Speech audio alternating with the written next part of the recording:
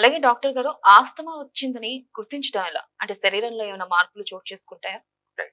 First ఆస్తమాని గుర్తించాల్సిన science and సిమ్టమ్స్‌లో మనం ఏంటంటే వీజ్ అంటామనమాట. వీజ్ అంటే ఏంటంటే మనం తెలుగులో పిల్లి కూతలంటాం.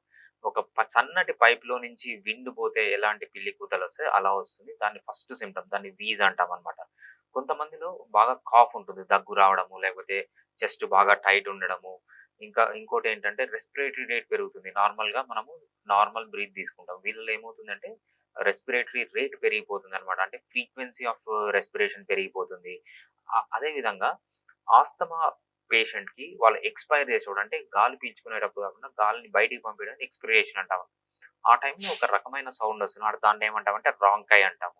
అదే విధంగా ఫ్లేరింగ్ ఆఫ్ అలనాసే. ఫ్లేరింగ్ ఆఫ్ అలనాసే అంటే కొంచెం ముక్కులి ఉంటాయి కదా! దాన్ని ఎగబీల్చడం అంటారు. అది కూడా బానే ఉంటది వీళ్ళలో. నార్మల్‌గా మనము బ్రీత్ చేసేటప్పుడు అంత ఎఫర్ట్ పెట్టం.